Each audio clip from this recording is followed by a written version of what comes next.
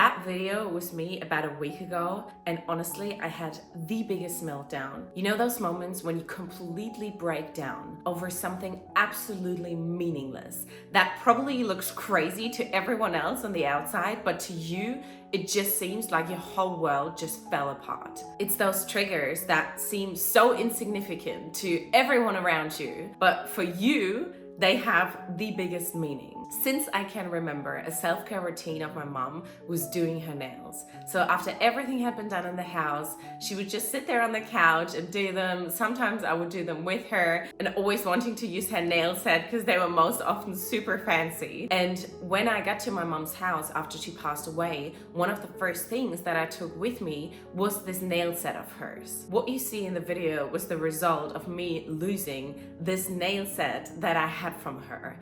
And honestly, it just felt like the worst thing that could have ever happened. And when I realized that I lost it, I literally could not stop crying for 45 minutes so intensely. Like, you would have thought that she died all over again because it was that bad and that intense. But the reason when we have those breakdowns over something so incredibly meaningless, maybe it's something that you lost, maybe it's something that you see, maybe it's something that you smell, all those little triggers that just completely throw us out, in the end, the actual thing that has happened is not really the problem at hand. The problem at hand is that there's a whole bigger meaning to it. So for me, having lost this nail set, which obviously she had been using for the past years, now I felt like I was a little bit further away from her again. And if you have lost somebody, you know how hard it is, because it feels like the more time passes, the more they are drifting away, the more the memories are drifting away. And of course, you can hold on to things like, for example, the nail set, but then something like that happens, and it just felt like I was completely taken away from her in a way. And this may not make sense to you because you may have different triggers, but I'm sure that if you're watching this, you know that there's those certain little things where you would completely lose it and everybody else would probably think, what is happening? Here's another example for this. I've realized that when I'm on the plane and I get close to landing, I just have constant tears coming up, and I just feel this tightness in my chest, and I don't understand, or I didn't understand for the past few months or the past year, where this comes from. And I realized on the last flight that I was back from Vienna to Hamburg that beforehand, when I would fly somewhere, it would often mean that now I get to see my family, and obviously that including my mom.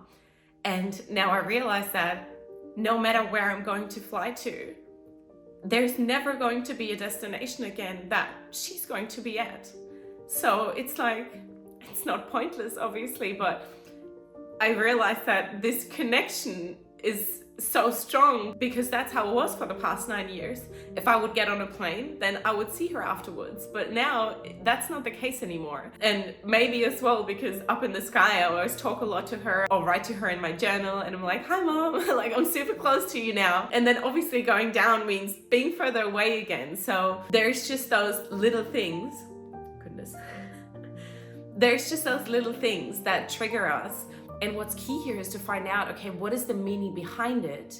Because most often it's not about the nail set. I mean, you can easily buy another nail set there at every store. It's not a big deal to lose something like that. But the big deal is that it was from her, and that I feel now less connected to her because of that. Obviously not anymore, but that's what I thought in that moment. And those small triggers that come up, they can be so overwhelming. And that is why in that moment, or when you're slowly coming down from those completely overwhelming emotions, you have to remember that, first of all, you're not crazy. It is completely normal to have those breakdowns. When you lose somebody, your reactions afterwards, there is no right or wrong. It simply doesn't exist. So always remember that you are not crazy. Secondly, you have to be so kind to yourself. I think to realize that this is something that is totally okay, and that happens to so many people who lost somebody. And to all of us, it happens in different ways. It doesn't matter what your triggers are, but what you have to know is that that does not make you weird, or that doesn't make you super emotional or overreacting, or any of those things that we would normally label an emotional breakdown like that over something completely meaningless. So to accept yourself in that moment, and to also, and this is crucial, to explain those around you why this is triggering you. Because of course, if I hadn't explained to my boyfriend, or if he hadn't known already how important this is to me, then he would have probably thought, I do not understand what is happening and I'm not going to react accordingly. Whereas he was super understanding, super loving, super caring, but also because he knew. And sometimes if we don't even know where this trigger is coming from, this can be very hard, because if you don't even know, how are the people around you going to know? But maybe you can have a think about, okay, what are the things where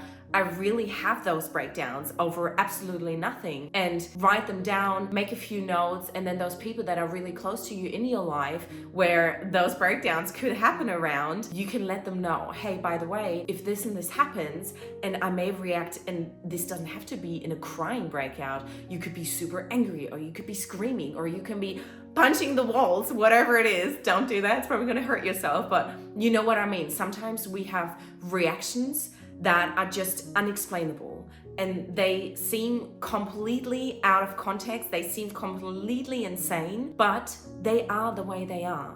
And this is what we have to remember, that it is okay to have it. There's no reason that you have to feel bad for it. And I hope that those people around you, that they are understanding enough to then go, hey, why don't you just come here, let me hug you, and everything is going to be okay. And in my case, and that was super sweet, was that my partner actually rebought the exact same nail set, which was lucky enough that it was still there, that you could still buy it. But maybe sometimes in your case, maybe you lost a ring of your mother, or something that was just really, really valuable and just not replaceable, because that's how it is sometimes, right? Those things are not replaceable and then they're gone. Or if the trigger is something else that you just cannot influence, then it just makes the thing so much harder. But I want you to know that in those moments, be kind to yourself.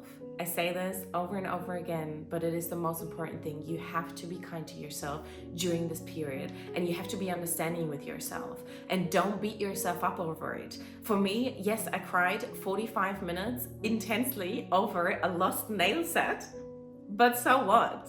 It was so important for me, that connection to my mom. And so now I just say to myself, that is just the way it is, and it's okay. And if we can laugh all the time and people accept all the happy emotions in a fine way, then we should exactly the other way around accept those negative emotions as well. So always remember, when those triggers are coming up, just let it all out. Let it come, let the tears come, let the screaming come, let the anger come, let the confusion come, whatever it is, just let it be. Live those emotions, because that's what we need. There's no point of just pushing them away and ignoring it and saying, oh, it's not that bad after all, it's not that bad. No, it is bad, and it is fine to break down over it. You are not crazy, you are not weird. I am neither, and everything in the end is going to be okay, as cliche as that sounds. I would love to hear some of your triggers in the comments, because obviously they're going to be different for every single one of us, and it'd just be incredibly interesting to hear what are yours, and what are those things where you afterwards just thought, what just happened? So please leave them in the comments, and I'm already excited to read them.